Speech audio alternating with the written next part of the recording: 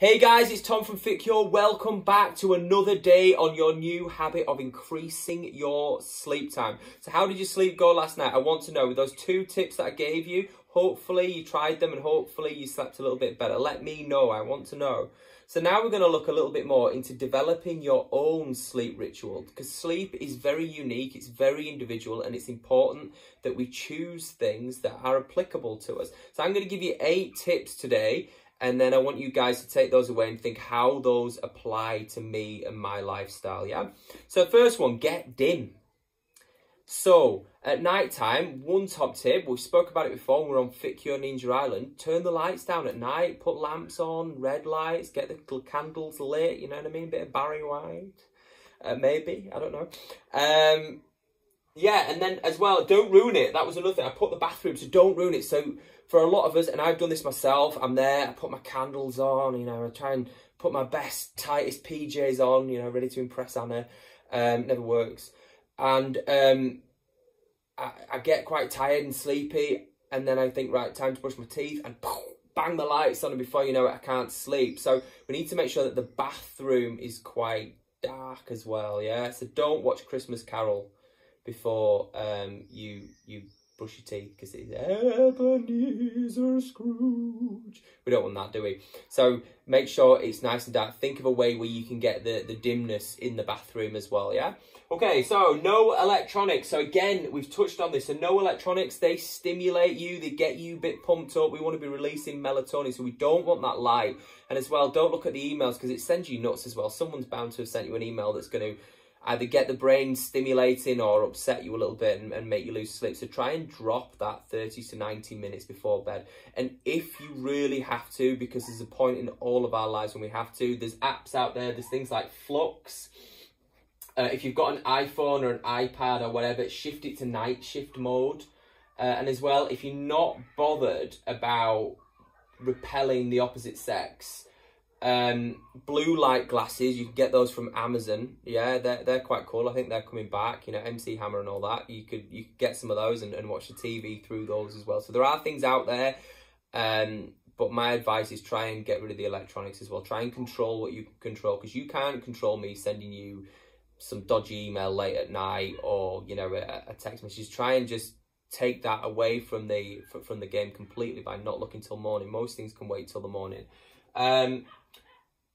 So use your bed only for sleeping. So this is a really interesting one. There's a lot of research that's gone into this as well. So the only time when you're allowed to use your bed for not just for sleeping is when you're a student and you're in halls of residence and you're having to study on your laptop and you're in a small room. But oddly enough, it confuses the brain. So it's like the Pavlov's dog thing again. So if I get into bed, it wants to stimulate to my brain, boom, right now that's time to go to sleep. And if you start getting into bed and, you know, you've got a load of Ritz crackers crumbs in there as well, obviously that's not a great place to sleep. And as well, it's not good for your sex life. Yeah. It's not going to happen, you know what I mean? You roll back the sheets and they slide onto the crumbs. So that's another thing to think about. So use your bed only for sleeping. What else? Go to bed and wake up at the same time each day. So we are going to touch on this a lot more later in our little mini sleep course. But your body has a circadian rhythm. It has a rhythm in its life, and it loves consistency in what it does. So ideally, go to bed at the same time, wake up at the same time, even on a weekend. And we're going to touch on things like napping and what to do. But the best thing for your body is to have the same sleep cycle over and over again. Obviously, some of us sometimes need to go to bed later. But even if you go to bed later, again, we're going to go through this properly. Say I have to go to bed at 1. Still try and get up at the same time in the morning and try and get that recovery later on in the day, controlled recovery period, CRP. But we'll talk about that more in depth later. But for now, think about same time to bed, same time for waking, best you can anyway. And if in doubt, just the same time for waking. Shower before bed as well. That's a brilliant one. So showering before bed. So remember again, FitCure Ninja Island, right? We're on FitCure Ninja Island. And it's cold, and that stimulates us to go to sleep. So if you have a shower before bed and then you get out of the shower and you're warm and you get into the bedroom where it's colder, then that is going to stimulate to your brain that, okay, it's bedtime now. So going from hot to cold will stimulate that nighttime effect as well, help us release that melatonin, help us get a decent night's sleep. Soft tissue as well, so doing some stretching before bed is going to decrease your dominance to your sympathetic nervous system. Soften up your quads and your chest muscles and your lats and things like that as well. It's going to help with your posture and it's going to help with breathing, but very much it makes you shut down a little bit to stretching. If you've ever been to a yoga class, you feel really relaxed after you've finished. Breathe through the nose. So, if you guys are waking up in the morning with a dry mouth, chances are you're a mouth breather.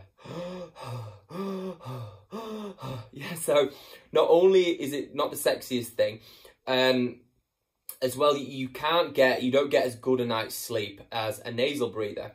You breathe out as well, and as well the oxygen levels change your brain, which causes you to wake up more in the night. So there's not a whole lot you can do about that. You can get some breather right nasal strips, and you can also work on your breathing mechanics as well. So laying down your back, getting some big deep breaths in through the nose, big exhales through the nose, or big exhales through the mouth, and actually work on those mechanics as well. But that's maybe for another habit. If you haven't already done that habit with me, we will touch on it in the future at some point. And lastly, a brain dump. So like I said before, 7 years of your life you lose to trying to get to sleep. So with a brain dump, just write all your problems down, all the things you've got to do the next day, 30, 90 minutes before bed. Get them all written out, get them on the side, close the book, keep them there, yeah? And then that way, it just helps you just get all that information out of your head so you can have a clear, peaceful night's sleep. Like Jack from The Shining, all work and no play makes Jack a dull boy, all work and no play makes Jack a dull boy. Or you can write, I've got to do the ironing tomorrow, it's up to you. It depends where you're at. Right, guys, I will see you tomorrow for another sleep lesson.